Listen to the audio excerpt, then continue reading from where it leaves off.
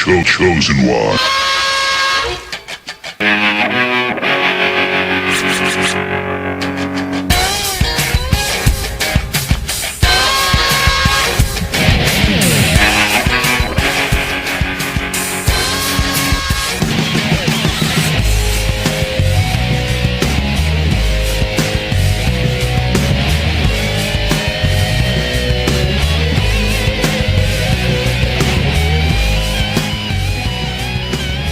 Welcome to Beerfield and our latest rendition of Can WCW Wrestling Themes Be Copyright Claimed? I am your host at Hot BFF with 2 Ps. As always, joined by 30 BFF with 2 Fs. Have a little problem with the leveling here. We'll get this played for a minute. We didn't get copyright claimed from Hulk Hogan. So my plan is let's just go until we get copyright claimed. The chosen one, Jeff Jarrett, for this intro. Dan, how are you? Man, I'm fantastic. It's almost Friday. It's almost holiday weekend. And I'm just excited to talk Scott Fishbowl. I'm excited to talk about, disc golf worlds. Like, it's a good fucking time to be breathing some air. It is a good time to be breathing some air. There's some exciting stuff going on. Dan mentioned disc golf worlds. Dan Snyder has been fined. We'll get to that. We're going to get to some of our Scott Fishbowl mocks. Some interesting things in the later rounds. I know that last week it kind of went into the earlier rounds a little bit, but there's definitely some interesting things in the later rounds I want to get to. Some really high perceived value that I was able to get. So curious to hear Dan's thoughts on that. We got beer to drink and plenty of other shit to talk about. So before we get into that, though, Midwest FF Expo, Canton, Ohio, August sometime. August 15th, Sunday. Be there. Sunday, August 15th. Take a trip to the Hall of Fame. Be there. Come see us. Come hang out. Buy your tickets. It's going to be a hell of a time. A lot of big names. Your favorite podcaster's favorite podcaster will likely be there. Yeah, like our favorite podcaster probably may not be there, but we'll be there. Who is our favorite podcaster's favorite podcaster? I have no fucking clue what that'd be. Probably Matthew Berry. It'd be somebody. If it's Brad Evans will be there. And I think, he will be. So yes, we're gonna go with Brad Evans as our favorite podcaster's favorite podcaster, and he will be there just to fit this narrative. But if you are a huge fan of the Twitter community and all the podcasters from there, writers, everybody else, it's not just podcasters, but it's also writers and personalities. This year seems to be far more ramped up than from the first year in terms of people that we know that are going, and just from the overall excitement that I've been seeing. So, well, but also the fantasy community hasn't been able to get together since exactly before the 2019 season started. So, I mean, we're nearly 2 years in from powwowing. It's gonna be fucking incredible. Like, I'm hoping, I truly hope we can get some disc golf in with them. For some people. Oh, we can find somebody. If not, we'll have some fun doing that our own. Plenty of disc golf coming up on this episode, too, by the way. So if you're a disc golf fanatic, we are. So we're just going to talk to each other about it and hopefully hang out for the football stuff later on. That's right. So other stuff, I guess, to cover.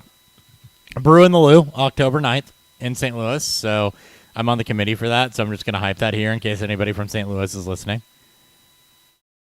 That's probably news for you. You didn't know I was on the committee for that. I didn't either until 2 weeks ago. So I'm on the committee for Brew in the Lou. Scott Fishbowl, about to be in full force. So donate to your favorite charity. Plenty of that coming up later on the show. But as always, before we really get into it, we got to go into what are we drinking. So what is fueling Beerfield? Oh, one other thing, by the way. If you're a fan of this show, 2 shows you need to listen to.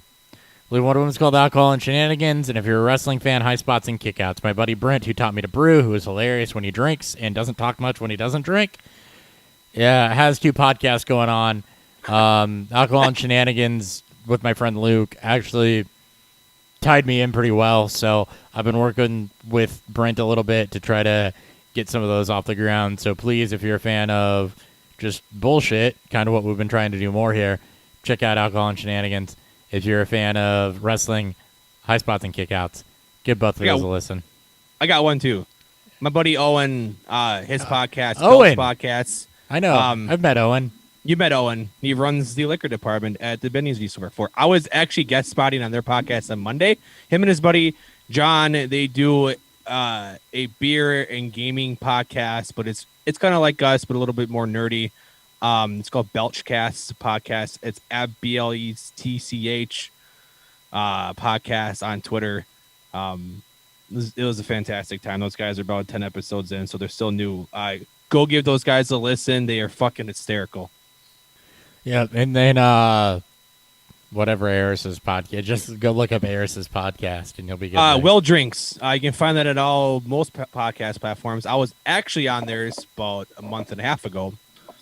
I don't know how much new stuff he's put out recently. He's been out of town every other week, so getting pretty fucking stoned. Speaking of stoned, by the way, we're gonna keep all the listeners on the edge of their seats about what we're drinking, and that's our show. That's okay. So I was at a bar before I got here, which isn't. This is not nearly as bad as other times I've been to a bar before I got here, and I didn't really know what I wanted to drink.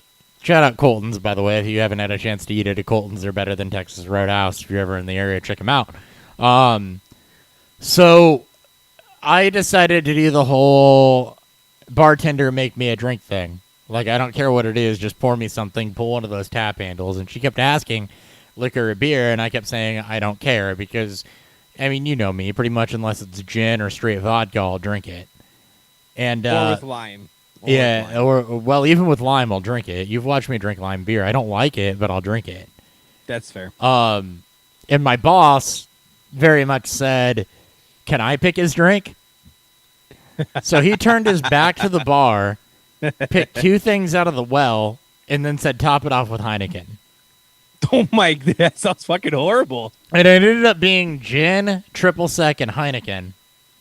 Oh boy. And it smelled and tasted like Mango Kush. Like the beer Mango Kush from Dogfish Head? No, like weed. Okay. The Mango Kush from Dogfish Head is based on the weed strain. It's 420 series. Yeah. So, no, like the weed. It smelled and tasted like Mango Kush. And it was like drinking a weed drink. And I asked the bartender, I'm like, so what is this going to cost me? And she was like, $4.20, but we're going to tax the hell out of it. Like Illinois weed. And sure as shit, it was a $9.50 drink. Oh, boy. $4.20, but they taxed the hell out of it. So, yeah, I had that going for me. And I finished it, by the way, so trooper there. It actually didn't taste bad. It just tasted like weed. So, I mean, it was hard to just drink it fast. That's fair. What's fueling Beer Fueled?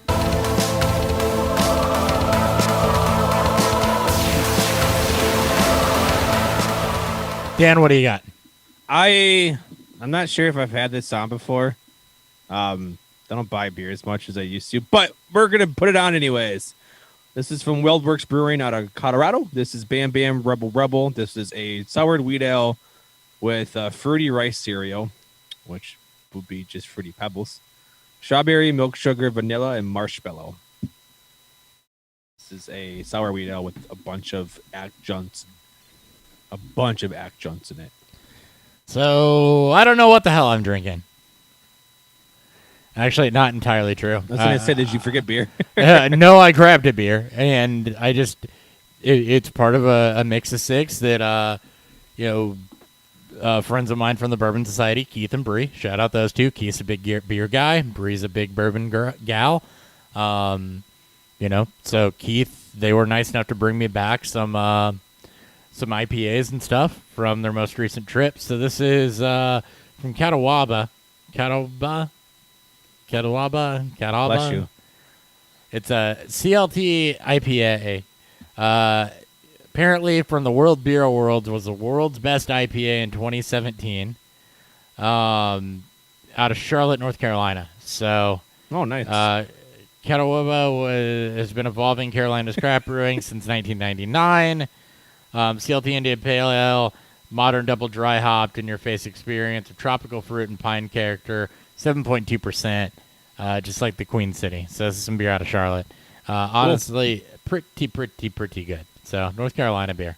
Again, CLT from Catawba. I can't. Here, Dan, you pronounce it. CATAWBA. Yeah, I'm just gonna go with you. Chatabarada. Chad Kellyba. Chad Kelly though. Cad Chaliba. Oh my God, we're already off the rails. Love it. Let's talk Worlds. Let's So- talk fucking Worlds. First off, so I just finished up the last round of Worlds last night from disc golf. By the way, if those of you that don't know, disc golf Worlds was last night. If you don't care about disc golf, stay tuned. We'll get to football in a minute. But you should care about disc golf because this is also this is like the Super Bowl, like the World Series. John like Boy the did a Stanley Cup. breakdown of the, like, if you're familiar with baseball and John Boy, he did a breakdown of this. Yeah, it's the biggest tournament of the entire disc golf season. So where all the big boys and gals go to play because they both have men's and And women's. if you just like sports and big moments, do yourself a favor, look up Jomez Pro on YouTube and just watch the front nine and the back nine of the final round. You don't need to watch anything else. Just watch the front nine and the back nine of the final round. Because It's incredible.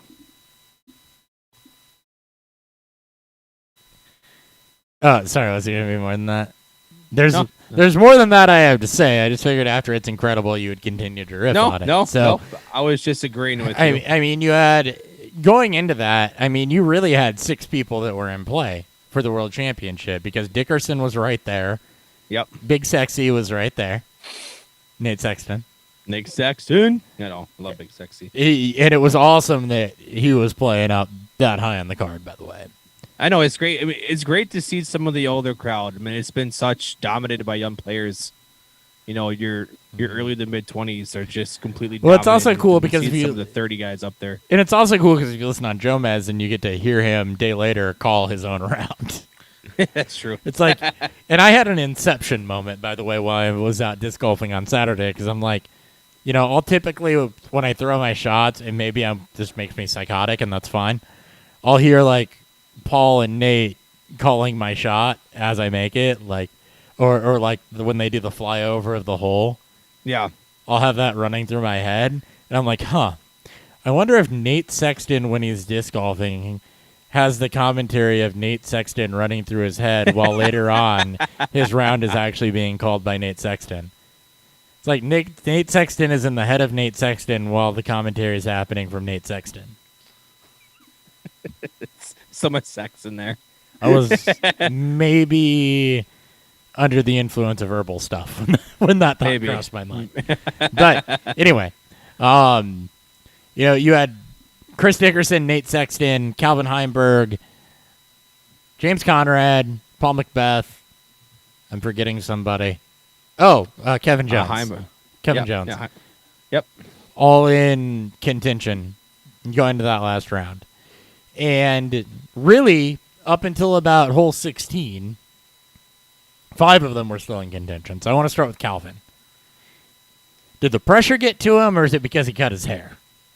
Probably both. I mean, that's probably the biggest moment he's played. He's been one of the best highlights in terms of the youth movement between him and Eagle. I mean, there's a lot of great younger players that are playing. Yeah. But between him and Eagle, it's been like they're the new Macbeth and like Lazad and Macbeth and Wysocki. To watch those two. Heimberg's got a lot of worlds in his future. The same thing. And Macbeth and McMahon does, Wasaki too. are not old. They're still in No, Lazard, God, they're no. still under 30. So Yeah, which is insane to think about, but it's Paul's got 5 of them. he almost had 6. I won't say he should, but he should have had 6. I mean, you can't fault him for how he played the final hole, the final hole 18, not the final playoff, but the final hole. What happened to Paul Macbeth was the helmet catch to Tom Brady, basically. Like or the Julian Edelman catch. or the Edelman catch, or Yeah, it was, or like the Mario Manningham catch also against the Patriots. well, and I make the reference because Macbeth is like Brady, except more likable. He was going for like Yeah. ring number 6. Like, holy shit. But Calvin, I couldn't help but think it's because he cut his hair. And you could just, to me, watching him play, there was just kind of a different energy going on there. He was short. No one was happy that he cut his hair. No, nobody. Anywhere you find on Twitter, everyone was upset. I mean, I get why he did it. It's 100 degrees, and take it from me from having hair like Calvin, and when I grow mine out, I do. It's hot. Yeah. It is hot. So I can't blame him. But just different energy, and when it got into those last 6 holes, when we were still very much in contention, I mean, he was throwing worse shots than I'd ever seen him throw. He was putting worse than I've ever seen him putt. I mean, he was just... He got the yips. He was just off. Honestly. Yeah. Now, couple of bad breaks for Kevin Jones for him to fall out of contention. He had a bad bounce off the basket, out of bounds. Really 2 straight out of bounds shots that were more so bad bounces than anything put him out of contention. And then, we really got to talk about that James Conrad shot. So, if you don't care about disc golf at all, if you just like big sports moments, if you like walk-off home runs, you like immaculate grand slams, buzzer beater shots, last-second touchdowns, Hail Marys, that's the equivalent of what James Conrad did to force the playoff hole on that. Putting one in from 250 feet out, blind to the basket. Yeah, it's on a slight ante, which is a left to right shot. Yep. It falls and to set it up though, his drive, both him and Paul's drives are just huddling the out of bounds line. And with Connor's, it was like he had no footing because he was right in front of the pond there, so he had no footing. So he had to lay up, which essentially, you're taking your medicine. Sealed, Paul's decision because all Paul had to do is lay up to an easy approach shot, and then he taps in for a par and he wins. And Conrad on that second shot, he did have to lay up, right? I mean, it was basically, it's just like golf when you have to take a punch out. When you're in the rough and you have to punch out back to the fairway in order to get yourself a better look. That's exactly what James Conrad had to do.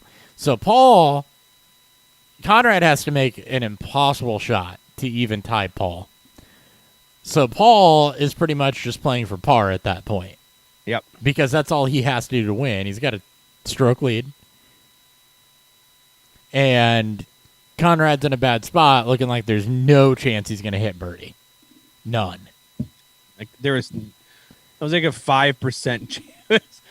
It was like a 5% chance. We don't have AWS in disc golf yet, but yeah, it was the Mario Manningham catch percentage. And then he did, and the eruption from 1,400 people sounded just absolutely incredible. And that wasn't to win, that was to force overtime. And then you get to overtime, and Macbeth just chokes on the drive. I mean, it was a bad. He had a horrible. He just juiced it straight. It wasn't a bad rollout. I mean, he juiced it. It had too much on it, and I mean, it's not like the Kevin Jones shots where it took a bad bounce and he rolled. I mean, it just kind of skipped. But and they almost never do watching the pros throw it. I mean, unless it died when it landed, it was going out. I mean, there was just too much on it. And it was, Conrad takes, because he's a backhand player, it's on a forehand, like he rarely ever uses his forehand. And he goes a harder route than he parks it essentially, 15 feet for its tap and birdie. And that was a forehand hole for those that don't know, didn't watch hole 16, island hole. And almost everyone's playing it forehand, which for a right-handed player, which most are, you're going to go out to the left and you're going to hook back right, which gives you a better ceiling. But playing it backhand, you're going right, hooking left on a hyzer line. And that's how Conrad was playing, which is not what anybody played that hole.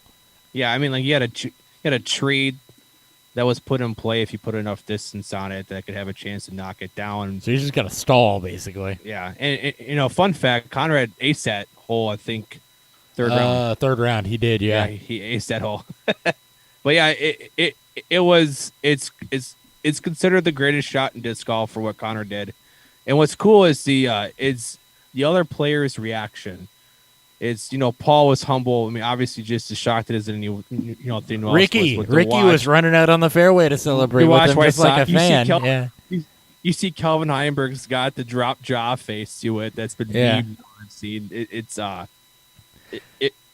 was a cool fucking moment. Calvin's draw job. Macbeth just has a that just happened look on him, but still, finds him and fist bumps him on the way out for a good shot. Ricky is just out there going fucking crazy because he's out of it. Oh yeah, And you got so it's what's funny was the field ref guy with the flags if it goes out or inbounds. They were running with them. He was running across the fucking basket. Two of them were. It was so good. They were just running around with the flags in the air. Like it was like when your buddy hit that improbable beer pong shot and the whole party erupted. Imagine that 3 times the scale. Oh God. Yeah. It was pretty dope. Yeah. And we have become a disc golf podcast, so of course we're going to talk about it. Well, sort of. I mean, but yeah, really, we enjoy it. It's that's why we have to call ourselves a variety podcast now, because it's like it's disc golf and football and beer and whatever else we want to talk about. So we do have some questions. I wanted to finish up disc golf. Okay, let's do it. So my buddy Julian asked, he's Juice Walker 1990, old friend of mine from way back in the day. He asked if Rodgers is going to play, and then Alex followed it up with Watson. We should just get to the Rodgers. It's not news. Well, and Carter Wright, too, who's watching from Alex's couch, and an opinion on Half Acre. So let's go through it all. Doug Flutie, Hail Mary. All right, let's go through it all. All right, so one at a time. We'll start the Rodgers talk with what happened, I believe, on Monday. Or no, it just happened on, I think, this past Wednesday. Or it was a week ago. So the Players Association and the league itself agreed upon basically to do what they did last year with players, and that's the players by tomorrow can decide if they want to opt out of the season with no penalty, essentially. And this is also included with some of the stipulations that were put in place in the middle of the season in 2020. So basically players can now opt out without any, penalty or anything like that in case of, COVID and stuff like that. So why this is important is that if Rodgers did not want to play for Green Bay, he could opt out this year and save himself $18.3 million in unearned signing bonuses and roster bonus money by basically just opting out. So it's a significantly smart financial decision if Rodgers were to decide to opt out by tomorrow at 3 p.m. Central. You may see some players do this, but you have a shocked face. Is there breaking news? Not really. No, it's not breaking. I'm sure we'll get to it. But I pulled up RotoWorld for a later segment. Oh, okay. Was just kind of reading and saw something. You got the Terry on Terry's part? I got the Tamori and Terry part, yeah. I put that in the notes, too. So no, I didn't read the notes, obviously. So anyway, back to Rodgers. We'll get to that in a minute. But teasers. Yeah, teasers. So to answer my buddy's question, Julian's question, I think Rodgers still plays. I like the guy makes it's worth a shit ton of money. Like, yeah, $18.3 million is a lot of money, like to us and probably to him too. But I don't think he opts out. I think he does play this year. What are your thoughts on this? No, I think Rodgers plays this year as well. I don't think he opts out. I don't think looking for a free out is the angle at all. I think he wants out of Green Bay or something to change in Green Bay. So I don't think he opts out. I think he does play, and that's how I'm pretty much approaching everything mock draft-wise when we get to SFB, et cetera, is that there's a possibility he won't play, but I'm probably 70-30 that he does. Start week 1. I'm 70-30 he starts week 1. Playing this season, I'm probably closer to 80-20. Yeah, Jordan Love's been taking all, and he's obviously been taking all first-team reps because. And I don't know why when you have a roster with Blake Bortles on it, but that's besides the point. It is the just a horrible, egregious decision to start Jordan Love over Blake Bortles. I agree. You heard it here first. You've heard it here first. I may even draft Blake Bortles at some point. 22nd round of my Scott Fishbowl mock. I will stay up to date on this.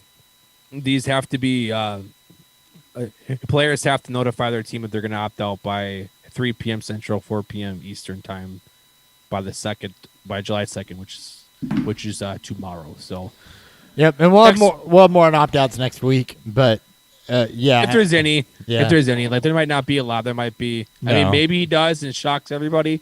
But Rodgers has been a value in best balls and some of the earlier redrafts and the Scott Fishbowl mocks I've seen, and he'll probably be a value come Monday when people, are still unsure what he's going to do. Deshaun Watson. I think he plays. There's been no news on him for what, 3 months? Yeah, that one gets interesting because there's nothing new there, and I'm almost less sure on Watson than I am on Rodgers. I am far more confident on Rodgers. I'm far more confident on Rodgers than I am on Watson, but I do think that Watson plays because this is stalled out, and the longer it stalls out in the offseason, the more it becomes a concern for next year instead of this year. But you also, I think, lost in the assault scandal is also that he wanted out of Houston to begin with as well. So, I mean, I am way less sure on Deshaun Watson, but I mean, you're also getting a better value on Watson, especially in super flex drafts. I mean, it's kind of worth the dart throw because it's almost, if you take the percentages I gave Rodgers and flip flop them, that's where I'm at on Deshaun Watson.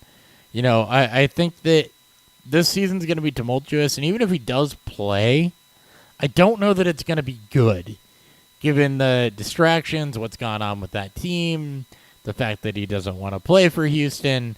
I still think the timing of all of that coming out was a bit weird as far, when we were going at he once traded. I mean, there's a lot going on there with Deshaun that it is just hard for me to pinpoint, and I really am probably 30-70 on whether he plays this, on whether he plays week 1.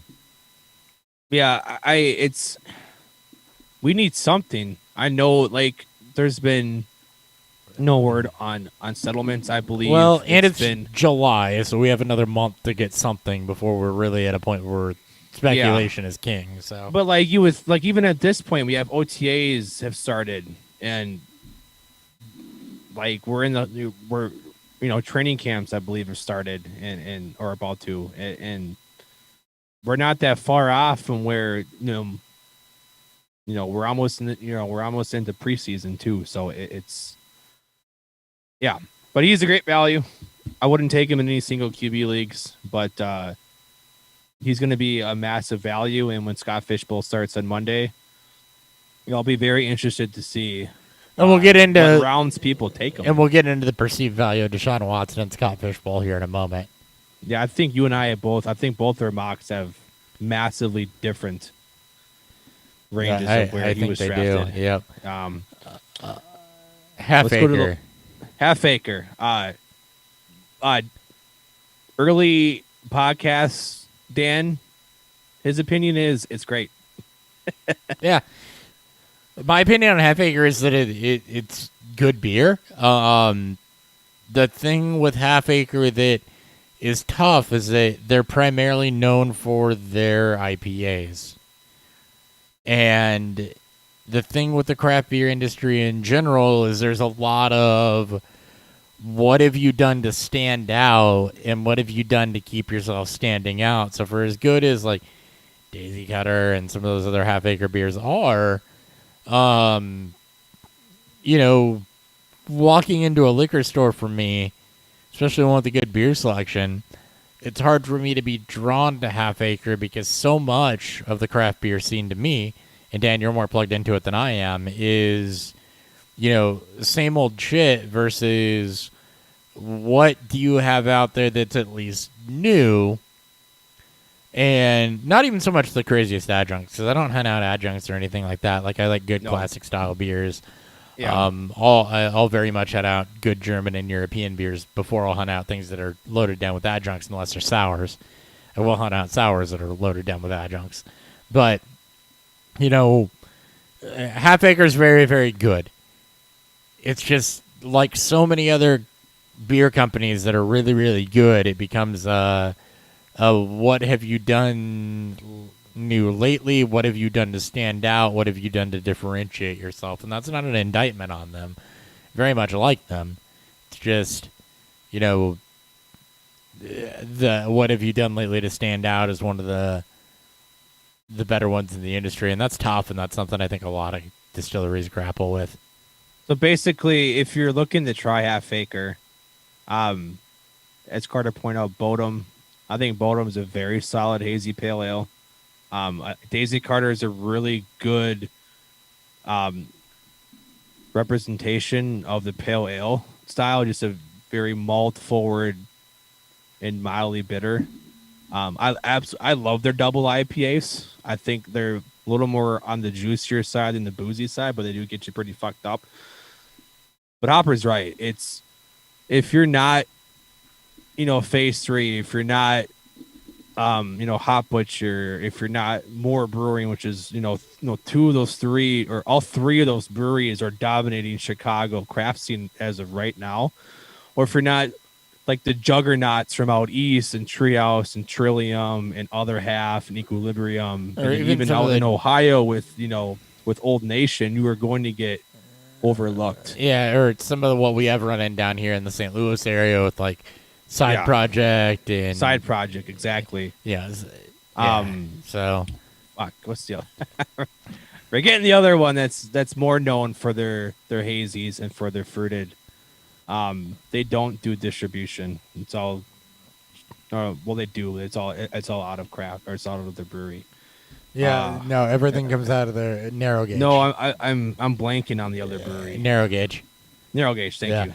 Everything comes out of the brewery from narrow gauge, but narrow gauge and Side Project and some of those down in the St. Louis area that people go ape shit for, and I think that you have that in a lot of other locales as well. I mean, it's one of those things where they do a very, very good beer, and I don't have a bad thing to say.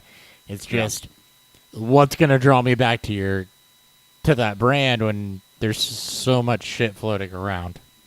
Well, to Cutter's point, he said that he thinks Bodum it's a great, it's a good solid beer from Half Acre. He says it's hard to pinpoint why it stands out, and that's the problem with almost every single IPA at this point is that unless you're one of the upper top tier echelon beer guys, beer nerds, beer science guys, you're not going to pick out a lot of why an IPA stands out. It's whether or not you like it, and that's what you should go with. Don't just look for the beer snobs out there to tell you what to drink. Find what you like and be open minded to the styles that you want, and just keep trying beers. And I just had a long conversation about with the guy from one of the brew communities down.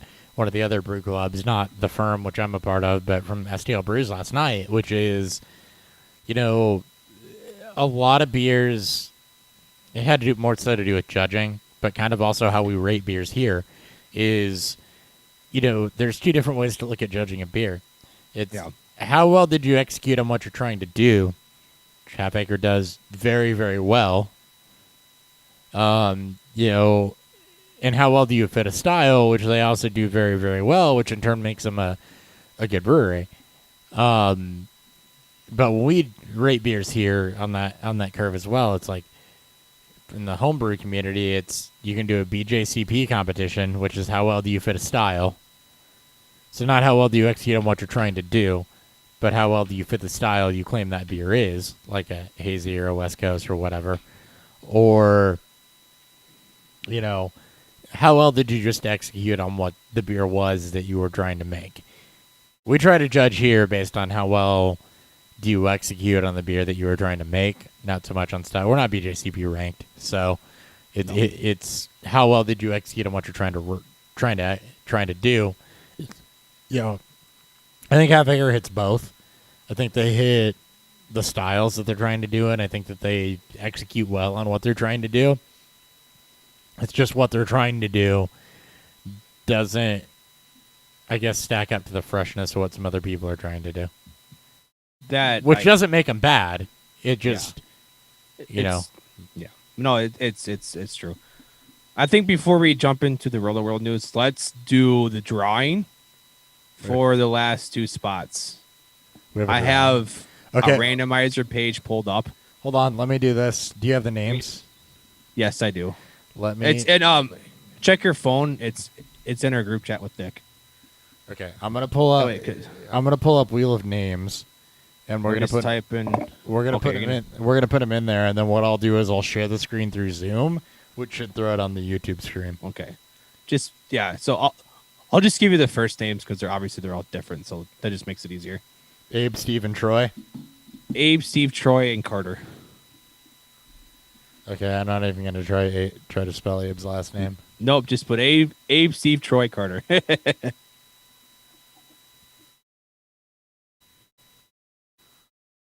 Working on it.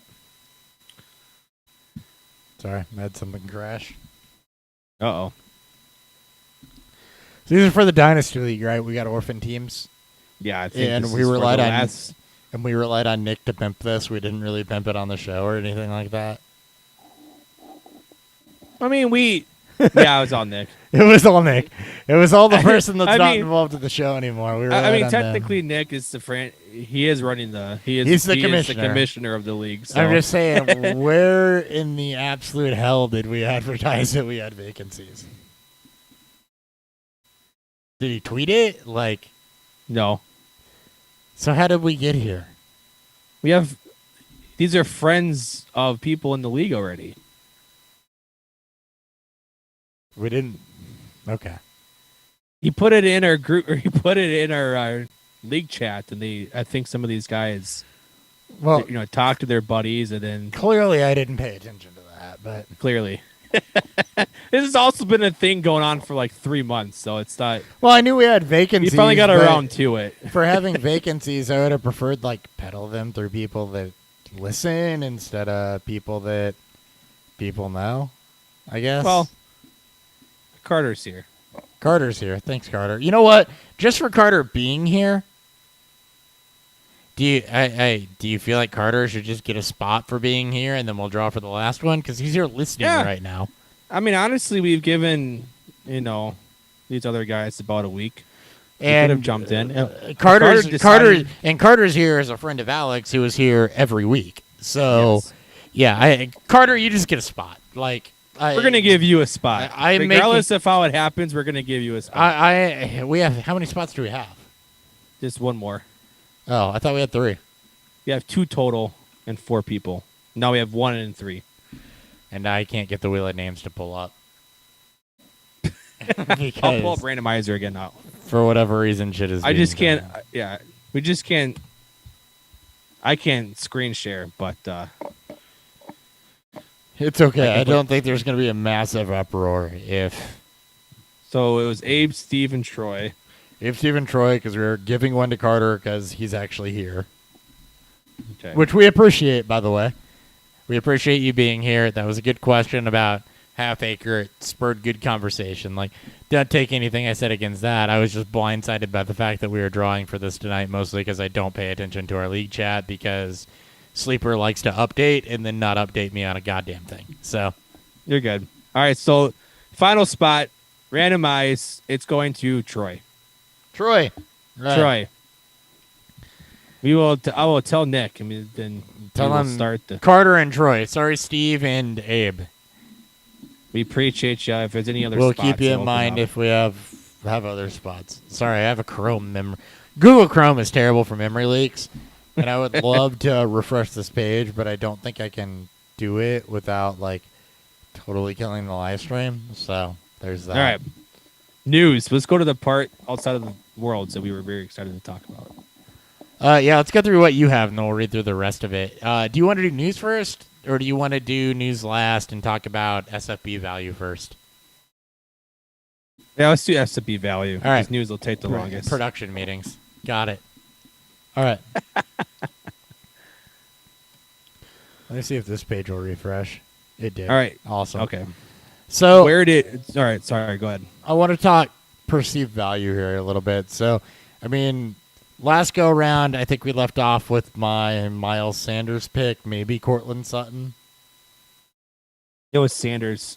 I think no, you took Sutton on air. I think no. No, I took Sanders. You took on Sanders air. on air. I took Sanders And on I air. was at in round 603. 13. So I was in round 12. I want to get to some perceived value later on. Not Chase Edmonds notwithstanding, because I really didn't want to go with Chase Edmonds. I auto-drafted there because 4-hour timer, I worked, I was on the road, etc., etc. It's a mock draft. Cortland Sutton in the 7th, which wide receivers here undervalued, but I feel like Cortland Sutton's massively undervalued right now anyway, just because of the ACL injury and then Drew Lock, for the fact that he was middle of a breakout from the year before when he ripped his ACL.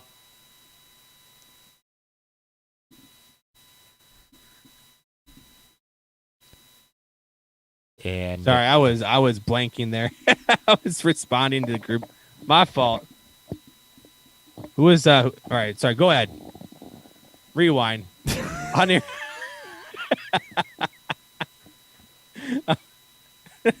I just heard you were disappointed in drafting Chase Edmonds and then something about someone tore an ACL.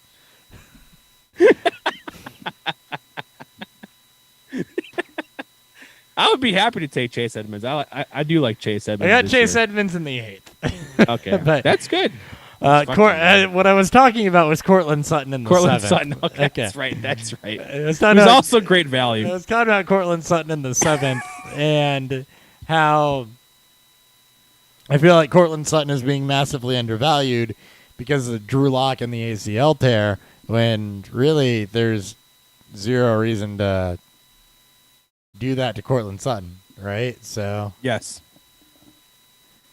I mean, I feel like Sutton's the guy that's was in the middle of a breakout when the ACL tear happened, and it just 7th round value for a guy that's a first round wide receiver. And keep in mind, that is my wide receiver. Actually, I think he was my wide receiver too. I think I took Diggs ahead of him. Yeah, you took Diggs early on. I took Diggs early, and then wide receivers are pushed down here. So I mean,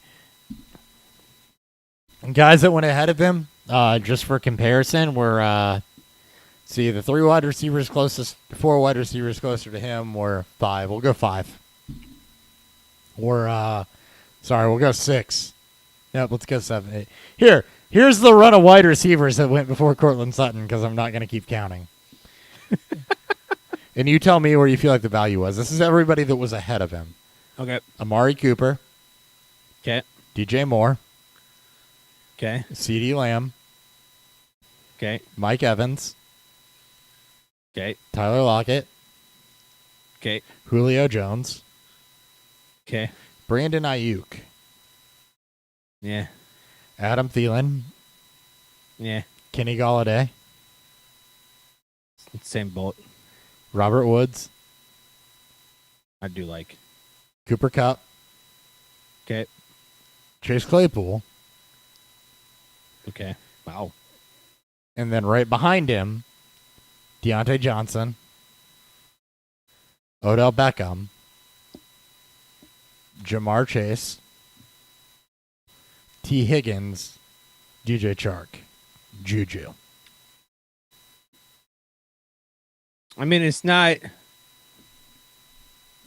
He's on par to me. He's on par with Galladay, and I would give this slight. I mean, it's tough because Sutton. Him coming off of an injury, potential, quarterback change, but still the same offense. Galladay's with a worse quarterback than both of the ones that Sutton has, and he's changing teams. But again, he should be. Well, and Galladay was 701, 1. so I took Sutton 9 picks after Kenny Galladay. Yeah, Mike Evans' low target share in that crowded wide receiver room when all 3 are healthy. And Evans is massively touchdown dependent. I was 13, 14 picks after Mike Evans, so Chase Claypool is even more shocking. Like, you're relying on Noodle Arm Ben to push the ball downfield and what's going to likely be the number 3 in targets receiver, so he's boom bust. Yeah, one behind Claypool. For Edmonds at the 803, another guy that just look. I mean, who else, right? I mean, That's value still. Like I'm sorry, but I'm not afraid of James Conner. He's not taking the targets away. Whatever targets come to the running backs no, in and that he may backfield. not even take away the backfield stuff away, and you got to rely on him to be healthy. And so the running backs that went immediately ahead of him, we'll go with the first three, Okay. were Mike Davis at the 704, Yep. Miles Gaskin, Travis Etienne. Yeah, I'd take all three. And see, it's tough because I have all of them in the same tier. Yeah. Like if I was tearing off, I like those are the running backs that I'm targeting to be my RB 3 and 4 because Davis I've made mention on the show his potential 90 plus target upside just given And what Atlanta did last year and what's not behind him. And this is my RB3. This is behind Edwards, Helaire, and Sanders. Yeah. So RB3, really like combination of four running backs. I'm relying on two of them to hit with. Yeah, and like we love Gaskins here. I do love Gaskin, but Every one of these backs should command the target share amongst all the running backs in their in their respective backfields, which is why you target these guys because targets are valued immensely more than just handoffs. And Edmonds is definitely going to be the pass catching back. James Conner, if Arizona's smart, shouldn't see a full workload given what he did. He was inefficient. And he's going to be like Jordan Howard. He's going to be like Jordan Howard. So Yeah. Edmonds definitely has a role as an RB2 flex type guy. And in the 8th round, you're more than happy with that. The guys he went immediately ahead of, Kareem Hunt in Cleveland, Javonte Williams in Denver, and Melvin Gordon in Denver, who went back to back. I would take Chase. Yeah, those are all guys in their own. Well, Chase has tiers. more insulated value than the two Denver backs. And, Hunt has value in Cleveland for sure, but you'd consider him same tier. So And he's got decent floor, maybe, but he's got cap ceiling with Nick Chubb. Now, if Nick Chubb gets hurt, but it's a different story. Like you can't just assume Nick Chubb's going to. The same thing with James Conner gets hurt though too. So, and Edmonds has a hell of an offense. So, Evan Ingram at the 9-10 in a tight end premium league. Good value. Behind Johnny Smith and Logan Thomas. Where'd you take your first kicker? Like around 15. So did I. Which is really weird for me. And Who'd you take? Suck up. Okay, I took Bass or Bass, excuse me. Yeah. Let's see. Drew Lock in the 10th is my QB 3, or my QB 4. Sorry. No, Lock was my. You know QB how I feel 3. about Drew Lock. No, Lock was my QB 3. He went behind, I took him behind Wilson and I took him behind Wilson and Dak. Yeah. So he was my QB 3 in the 10th round. Which super flex league with quarterback scoring, like you're okay with getting your third quarterback in round 10. And I don't have to rely on Lock to start, and if he has a good year, great. Will Fuller in the 11th. See, I like that. Miami's receiving it's going to be kind of a clusterfuck in the beginning when all three are healthy. But I think Fuller is going to take advantage of the most. We're going to see a massive improvement from Tua. And if he's healthy, you just have so much boom and potential boom out of Will Fuller that getting him in the 11th round, I mean, I know a lot of people don't know what to make about Miami, but getting Will Fuller in the 11th round to sit behind Cortland Sutton and Stephon Diggs, I mean, he's my wide receiver 3, and then you supplement him a bit later on, I love the value of Will Fuller in the 11th. What did I? With the boom and the upside that he has, so. Agree. Tariq Cohen in the 12th is my RB4. It's got pass catching upside. Third down back, that. pass catching upside, half PPR league with bonus points for first down. We'll see what he is. Deshaun Watson in the 13th. My 4th quarterback. That's just sex. And it is because Okay, of so you got him in the 14th, you said? 13th. 13th. I'm gonna 10. look to see where. So Drew Lock in my league went in the 16th round. yeah. Which shouldn't happen in Superflex because you should be gobbling up starters right and left. You are the only Drew Lock truther on the earth, though. So I feel like you can probably wait. I might be, and I probably should wait on him past the 10th. That's what I'm learning. Gotta find But Drew Lock Well, Drew Lock is gonna start for that team because he gives him a better chance than game manager Teddy. So Deshaun Watson went in the 5th round in mine. It's He very went 10. That's 9 fucking round difference. That's insane. And Deshaun Watson's gonna be hard to pinpoint because you're gonna have people that are taking a moral high ground, which in fantasy, like, here's the thing. It's fantasy. I don't know what moral high ground you're trying to prove by not taking something. Like, I agree. Like, you have to take the legal shit into account, which definitely pushes him down for me. But the 13th round, I can't even take moral high ground when Deshaun Watson's available in the 13th round because if he plays, he's over Wilson and Locke and easily my second quarterback. I think what's crazy about this, I'm looking at this guy's team. Watson was his first quarterback taken. Oh, wow. Like he would be quote unquote his QB1. Now, his QB2, he didn't take a second quarterback until, oh my God, Jesus Christ. Daniel Jones in the 9th round. Okay, so that's... And then he took Jared Goff in the 10th. So yeah. Jones and Goff. So I'm not even going to call that ballsy. I'm going to call that dumb in this format. Yeah, I mean, Watson as a QB3 or better? Yeah. 3 or 4? Great. You're insulating the risk without having I'm not going to take Watson as one of playing. the top 2 I have to rely on. If I can get Watson as my 4th quarterback with 3 other guys that I project to start, I'm going to do that all day. Yeah. Especially at that value when there's nobody else really there. I mean, here's the players that went immediately in front of him. You have 5 on either side. Sure. Nyheim Hines, Adam Troutman, Jalen Reagor, Cole Beasley, J.D. McKissick. Okay. 2 went ahead of him. Okay. Wow. Behind him, Marquise Brown, T.Y. Hilton, Devin Singletary, and then my next pick who we'll get to. I almost like the players that went behind him more than the players that went before him.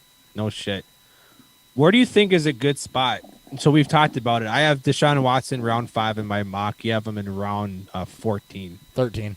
13. 13. Both 10, are back end. Both are extremely, I think, high end. Where do you think he actually goes?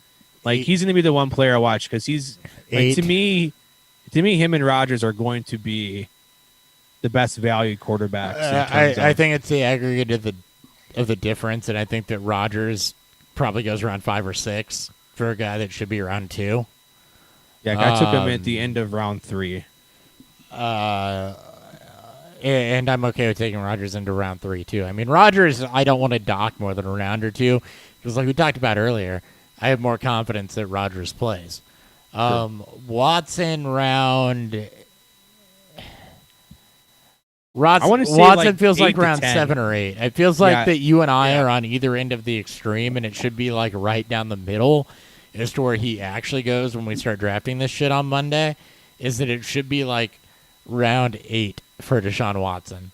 Yeah, I'm thinking what I may end up doing is, a couple quarterbacks early on potentially. I got to be careful because we have listeners of the show and our boy Skip from the Devi Happy Hour in my division. So I got to be pretty careful. I've been pretty loose with not with strategy, but just with what I've seen.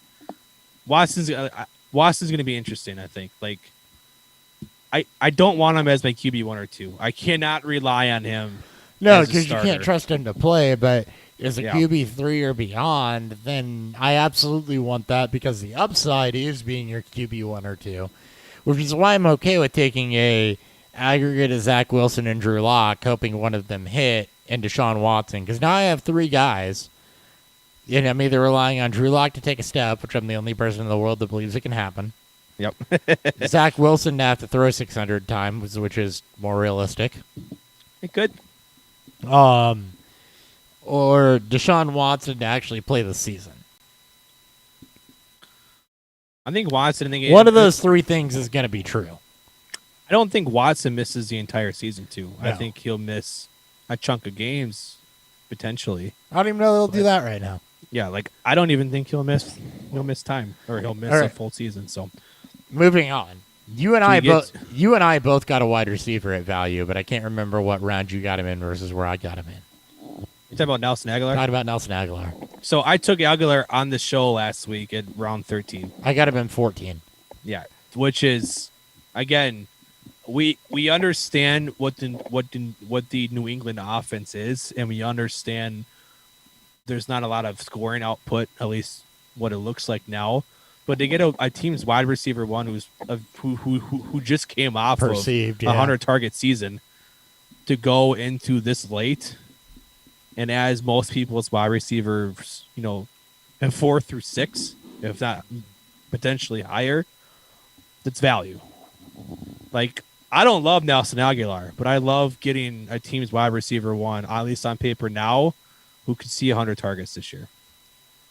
That to me is insane value.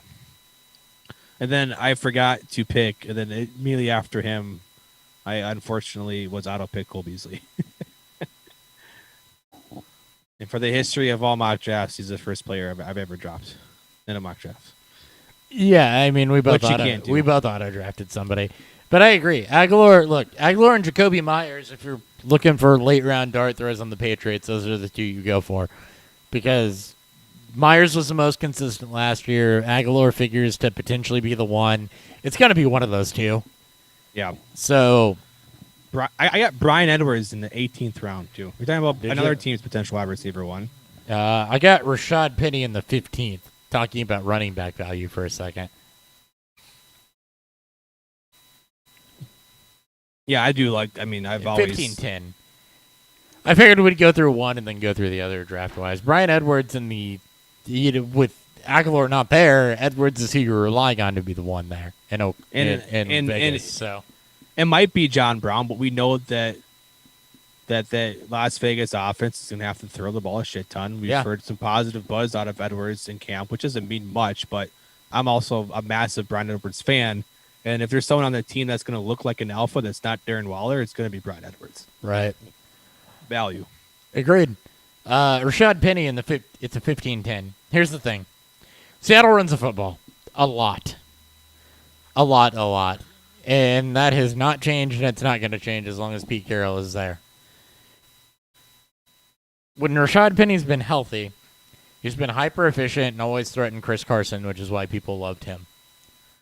Rashad Penny's a guy I've consistently hated on, but there's a point where we don't hate players, we hate ADP comes into play. Rashad Penny in the 15th is a guy that has consistent flex value when he's healthy, even though it may not take over for Chris Carson. And Chris Carson has not exactly been a model of health. Rashad Penny in the 15th is a freaking value. And didn't even get drafted in mine. Didn't even get drafted. And I don't know how that happens. I really don't understand how, other than just what have you done for me lately, right? I don't understand how Rashad Penny doesn't get drafted. Do you? JD says for those sweet 3 weeks when he's healthy. Well, and again, which is fine because he's a 15th round pick and my 4th running back, right? I mean, that's okay if that's what you're banking on. I'm not saying go take him in the 6th, but for a 15th round pick, I mean, look, for those 3 weeks he's healthy, would you rather have Rashad Penny for the 3 weeks he's healthy, or there's some handcuffs ahead of him. But ahead of him, right? So, I mean, I didn't exactly have the option to take these guys because they're already gone. I mean, you've got the premium handcuff tier going before him of Latavius Murray. So Latavius Murray, Tony Pollard, Alexander Madison, Tevin, and then those are your premium tier, and then Tevin Coleman, who's not premium tier anything.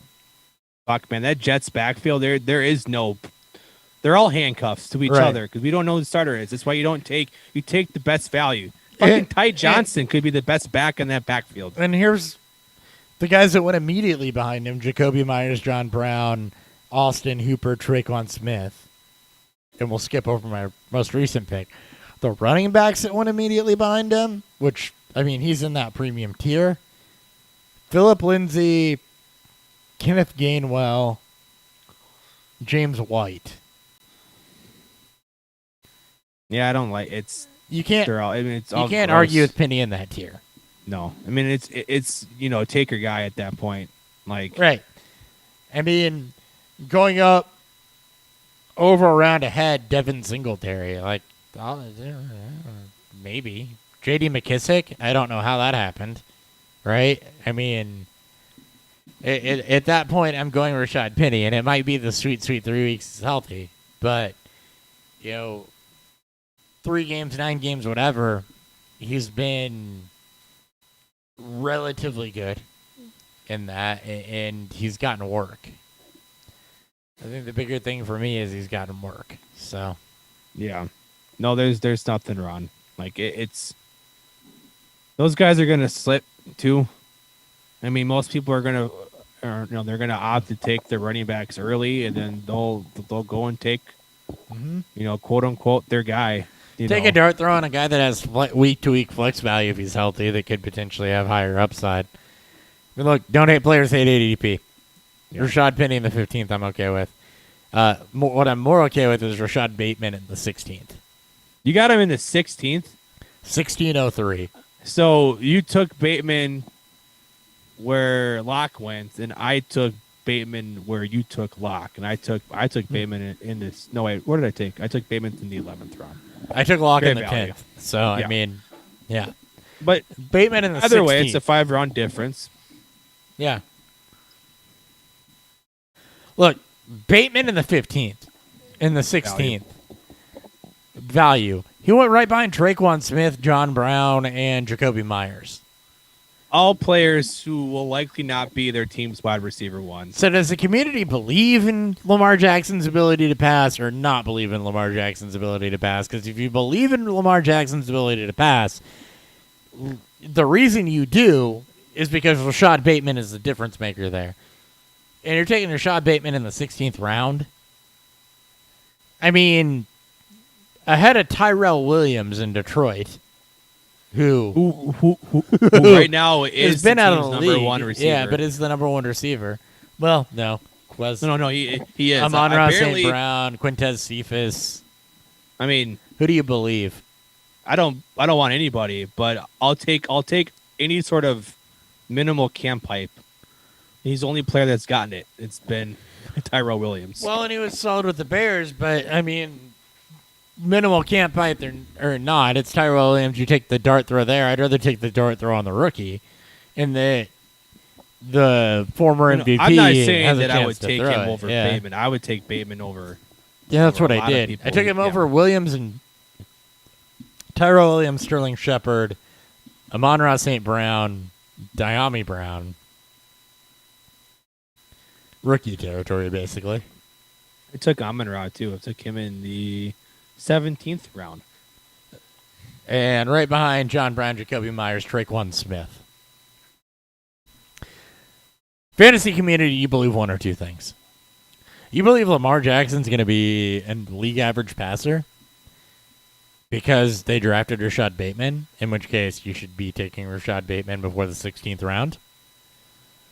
Or you believe that Lamar Jackson can't throw a football to save his goddamn life, but Rashad Bateman's going to be his number one, who's super talented, in which case you should be taking Rashad Bateman before the 16th round. I mean, he's a safety blanket. I mean, like, we know that the Jackson can at times look like an above average to good to great passer. Obviously, he's not consistent enough with it. Teams finally said, you know what, we're going to get you a bunch of intermediate guys. With Bateman, they bring in Sammy Watkins, and they also drafted Tylan Wallace. And then Marquise Brown can go back to his, what it should have been his spot. And Mandrews can continue to see mismatches, and hopefully we'll learn how to catch a football.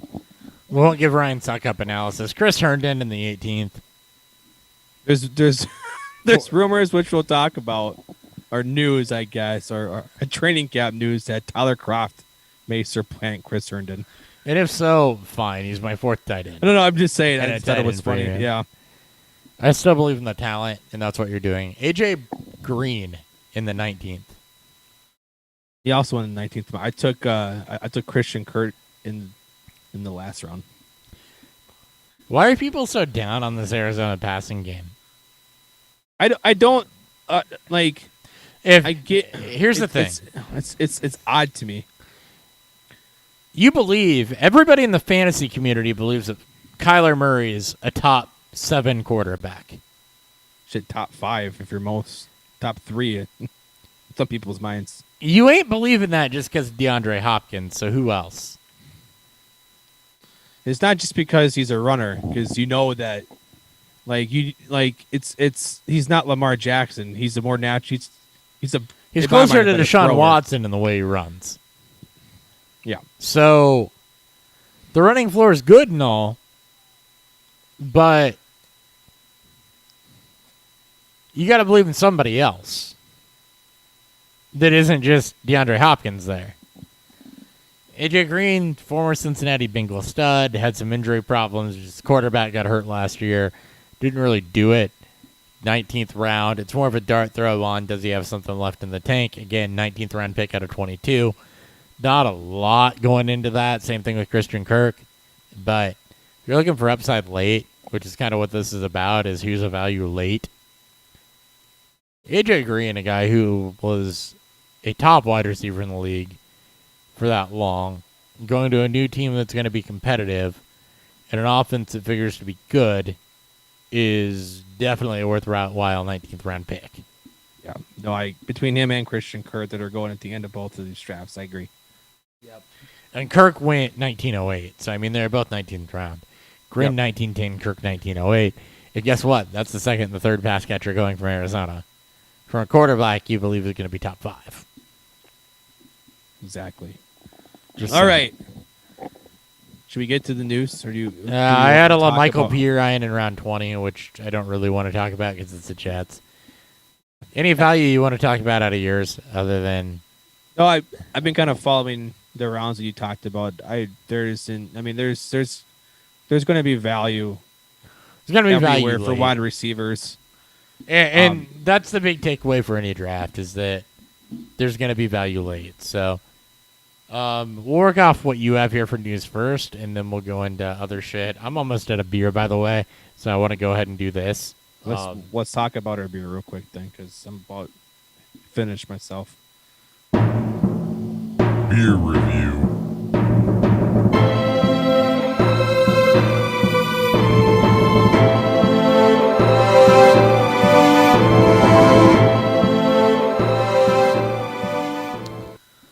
All right, I had the Clt Ipa is what I'm going with. Clt Ipa,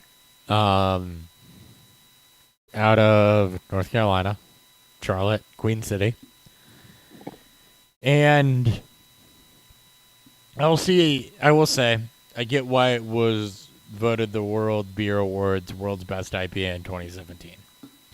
It's a very good IPA. It's exactly as they advertised it. It's tropical. There's a good piney backbone to it. Good amount of bitterness. This is quintessential. If I was going to show somebody what a good classic type of IPA should be, that hits on all notes as far as bitter, tropical, piney, and citrusy balance, this is what I would go with. Now, it does suffer a little bit from half-acre syndrome, as we'll call it, which is you're very, very good for what you are. Do you stand out over other IPAs I've had? Probably not. But, like, when I think back on this a month from now, am I going to be like, CTB is the best IPA I've ever had? Nah. Will it be on the list of best IPAs I've ever had? Yeah, absolutely. But I can't say it's head and shoulders above anything, above those other top echelon IPAs. It's really good beer.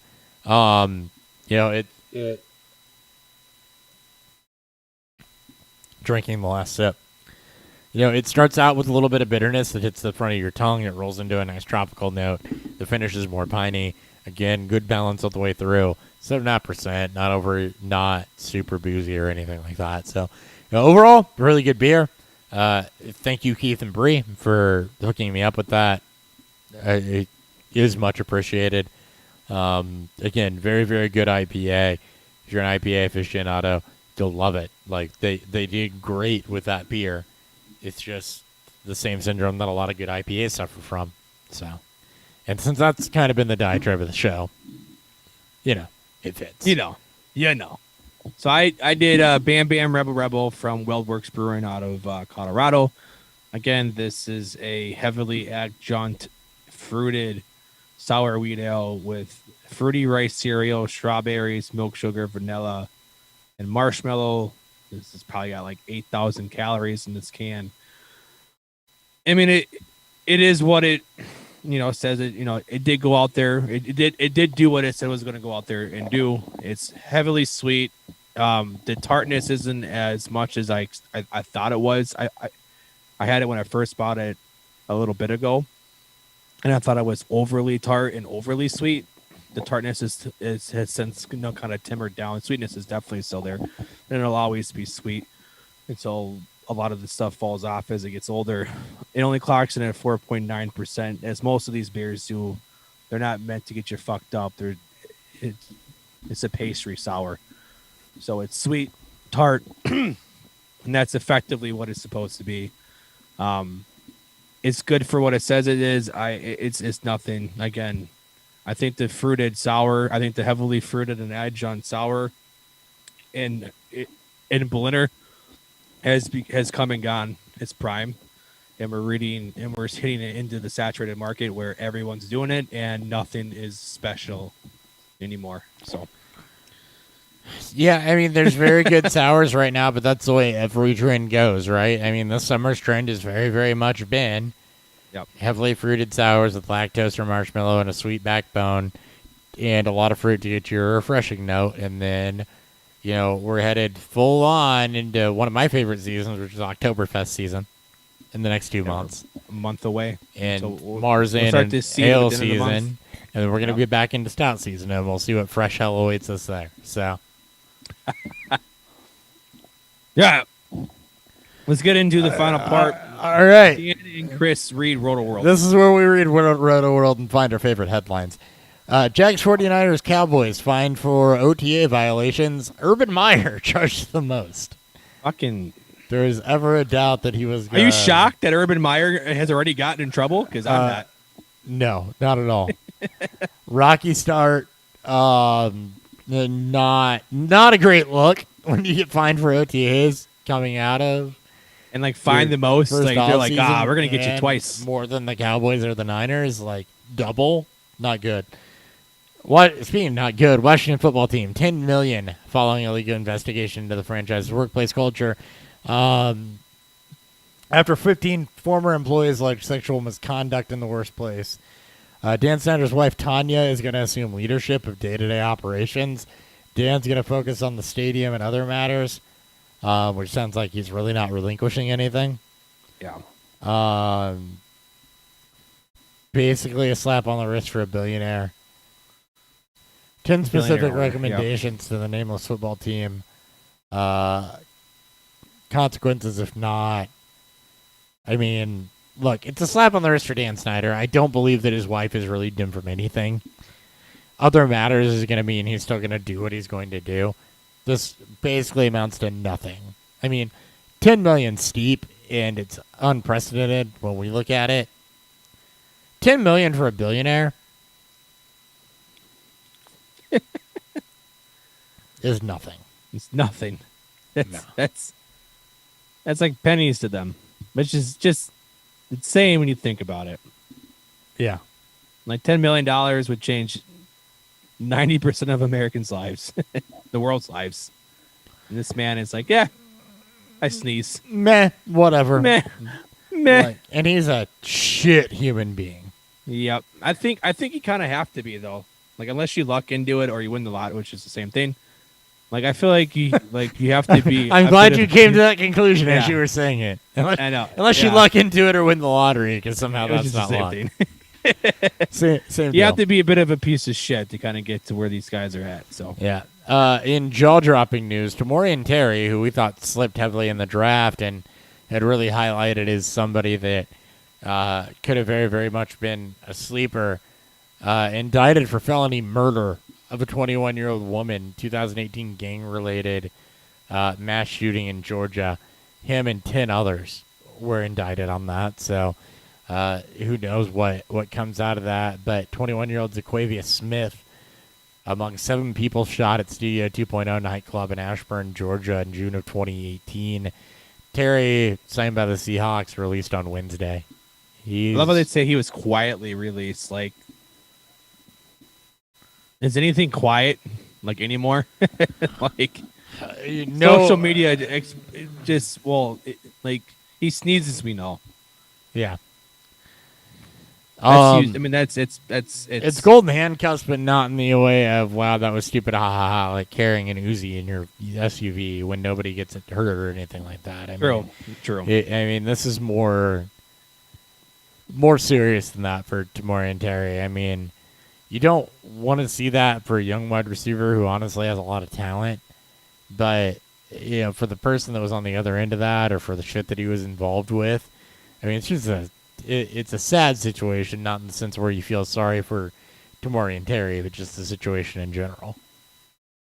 Yeah, it's not good. Steelers signed a kicker. Boom. Don't care about what is a Vintel Bryant. His one career catch for 15 yards, but god damn it, we're gonna highlight him. Yeah. Substance abuse policy, which sounds like he needed to, steroid up a little more. I guess. Let's see. The run game in Indy will go through Jonathan Taylor, who's earned the right to be the main guy in the Colts backfield. There's our first obvious headline of the. Chalk that up to the board of obvious obvious headlines. cliches. You got to run it through Marlon Mack coming off the Achilles injury. Nothing against Marlon Mack. We love Marlon Mack, but you ain't running it through him, and a damn sure you ain't running the running game through Nyheim Hines. Maybe the receiving game. Yeah, this is about as obvious as the next one we're about to talk about. What, Zach Wilson looks comfortable in the new Jets. He should if he's learning it. But, I mean, that honestly isn't as much of a throwaway as I think, though, because you'd be concerned if reports came out that he's struggling. The fact that he looks comfortable, I mean, you're not going to hype it up, but it's what you want to see at this stage at least. So, I guess no news is, I would be, just like you, I'd be more concerned if the news was the other way around. And trust me, Twitter would be ablaze on it too. So. Oh yeah, Twitter loves Zach Wilson. You just love your favorite quarterbacks or all the quarterbacks Twitter hates, which is. I know, and that's besides Daniel Jones, is like I think he's the only quarterback that you guys agree on in terms of the polar opposite. Of course, I like Daniel Jones. He has nothing going for him. Besides a shitty TikTok video where him and his high school teammates lip sync to Justin Bieber's Baby. Nerd. I mean, the cool part of Justin Bieber's Baby would be... I'm not sure if that's true, but there's a Daniel Jones lookalike in this, I know, but I'm just saying if you want to do anything cool to Justin Bieber's song Baby, it would be rapping the ludicrous part if you're Drew Lock. So... It'd be cool if you just turned it off and did not do it. I think it's probably the correct call. When I was 13, I had my first love. There's nobody that can compare to my baby name, but going to come between us and going to come above. She had me going crazy. Oh, I was starstruck. Mike Williams is expected to play the extra receiver spot in Joe Lombardi's Starbucks. Offense. She made my heart pound. It's gonna beat when I see her on the street and at school on the playground. But I really want to see her on the weekend. She got me dazing because she was so amazing. And now my heart is breaking. And I just keep on saying, baby, baby, baby. Oh, there's the content you didn't know you needed. No. The content. I think it's just time to end the show. Nope. Zach Moss. Take over the backfield in 2021 if he continues to improve. Shit. Less smelly shit is better than it's better than smellier shit. You Cool. would have to. At least Zach Moss does have value if he does take hold. You would have to improve a lot. Jacob Hollister. I think I If lost. Dawson Knox struggles. Okay. I think I lost Roto World. Hold on. No, I didn't. There we go. I don't care about Jacob Hollister. Manuel Sanders is more likely to take the John No, Brown role than Sorry. Gabe Davis. No, I do care about Jacob Hollister because the obviousness of the statement. Yeah. Become the team starter if Dawson Knox struggles. Yeah. So the backup will see more snaps if the starter Starter struggles. Yeah, it's love it. Ramcheck contract extension, don't care. Manuel Sanders likely to take the John Brown role to the Gabe Davis. No, we always anticipated that would probably be split until somebody really takes over it. I still like Davis. It just pushes. It just makes him more of a value. But Sanders, if he does take a bit of hold of the early season play as the number 2 receiver, there is value to him as well. Excuse me. Damian Harris, Patriots #1 running back, and it's pretty decisive. He had 43% of New England's rushing attempts for week 4 through week 13, which I don't know how you do math, but 43% is less than half. Burkhead at 21%. Cam Newton obviously hurt that. So if Mac Jones is a starter, Damian Harris's value goes up. Mac Jones should just see work. There's no one in that backfield that's going to be anywhere good enough to take. You mean Damian Harris should see work? I mean, Damian Harris should be You the said starter as he was. You said Mac Jones should see work because there's nobody else in the backfield. I mean, maybe Mac Jones. You're will going to see put Mac work, too. Jones in at running back? I mean, who the fuck knows? The Patriots are going to be a shit show to watch, and I'm here for it. Whitworth retiring at the end of 2021. A.J. Brown recovering from surgery on both knees. Justin Watson squarely on the bubble. That's a hell of a receiving core. That's the deepest in football outside of maybe Dallas, and it's probably deeper than both Dallas and Cincinnati. No supplemental draft this year. There wasn't one last year. Something named Adrian Killians is a running back. And we'll spend the his Eagles. summer working at slot receiver. Okay. Good Yeah, job, right. Adrian Killens. Whoever you are, you made Roto World. Joe Mixon will handle the largest workload of his career. I don't know. I mean, there's no one, Gio's not there to take any significant snaps away. Yeah, but injuries still are. And Samaje Perine is. No, fuck Samaje Perine. Tyler Kroft could end up being the Jets starting tight end over Chris Herndon. Backups are plans to starter if the starter sucks. Yeah, again. Competition between Cam Newton and Mac Jones. No shit. Mac Jones should win that at this stage. Demaryius Thomas announces his retirement after 10 seasons in football. Yeah, good. I mean, good job, Demaryius. You had a couple second receiving yards and touchdown catches and third in receptions in Broncos history. 9 years in Denver. Excuse me. First in receiving yards per game. I mean, he had a great run. He really did. One of those athletic, kind of like Des Bryant, really. Just one of those athletic type of receivers that never really evolved into that second stage that makes them great, but definitely will go down as very, very good. He had, a couple of those late career injuries that kind of never really gave him that chance to show what he had. The same way that Dez did too towards the end of his time in Dallas and into New Orleans. Let's see. Generic headline here. We'll just replace the name. ESPN reports slot receiver signed off from nowhere. Will make a strong run at looks like he'll make a strong run at a roster spot. On what is the weakest depth chart behind there's the number 1 starter, the Green Bay Packers receiving depth chart. And they got a solid 2 at the top. But once you get beyond the first 2. Everything's open after Adams. Now Lazard's, I think, locked in it too. I've always been a Lazard fan, though. You can't take that from me. I'm not taking that from you. they also drafted Amari Rodgers, which we're fans of.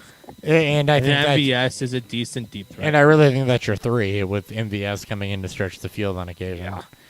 Yeah. And spelling Rodgers. When Blake Bortles is taking over and taking first-team snaps when Week 1 starts. Because Aaron Rodgers Mike LaFleur wants Mims playing better inside. Trey Sermon looks poised to make an impact as a rookie. Okay.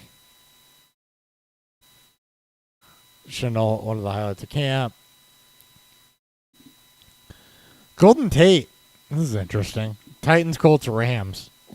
Oogie's looking at signing with.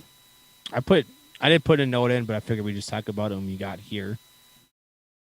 Who do you think he should sign with? Where do you think his best value is? Titans, Colts, Rams. Rams. I would think Rams on the inside. I think Rams playing well. I actually do like him in Tennessee because I think there's a massive need for a slot receiver. There is, and that's kind of the flip side of that, right? In Tennessee, you've got a huge need for a slot receiver inside Julio and A.J. Brown.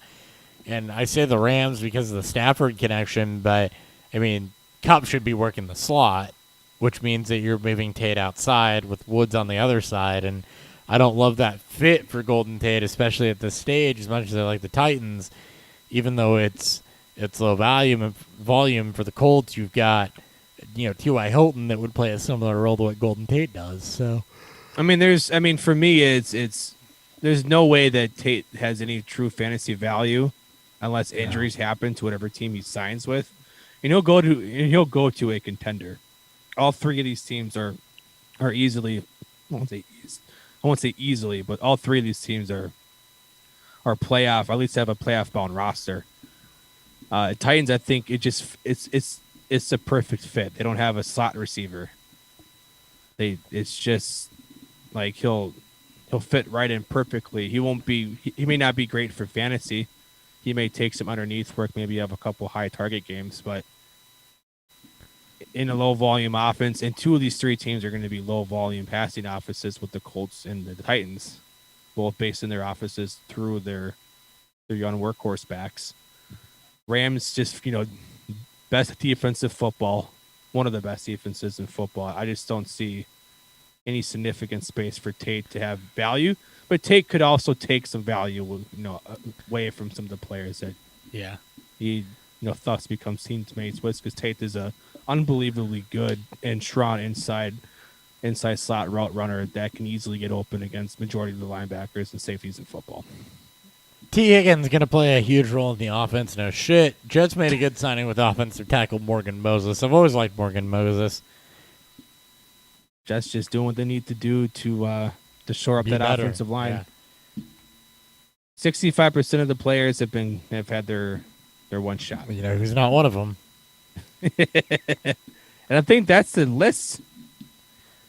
No. From last week. No, we got one more day worth. Trevor Lawrence isn't ready yet, but he doesn't have to be ready yet. Gardner Minshew's out playing C.J. Beathard for the backup role. So those 2 things back to back tell me that the Trevor Lawrence isn't going to get the start immediately is bullshit, because the news on Minshew is that he's out playing Beathard for the backup role. Yeah. We're just always assume. It's ridiculous. Lawrence is starting week 1. Yeah, he's going to be ready. 1,000%. Yes.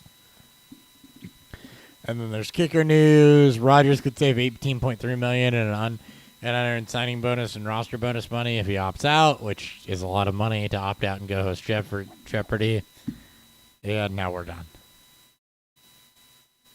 That's it. Thank you for tuning in. Next week, we'll have opt-out news and whatever the hell else we decide to talk about. Enjoy your 4th of July weekend.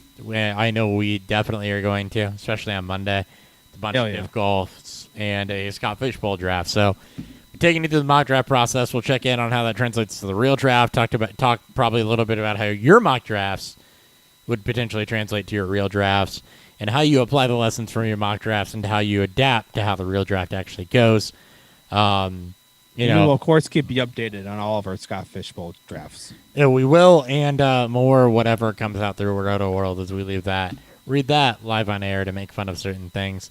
Hopefully not at 10:30 when my old ass is yawning every 20 seconds.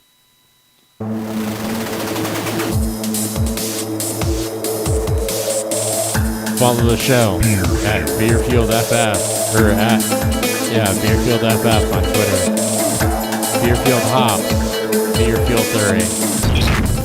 30, Beerfield Fantasy Football on YouTube. Sabor attempted a voiceover because I forgot to read off our social media handles. Thanks for listening. Bye.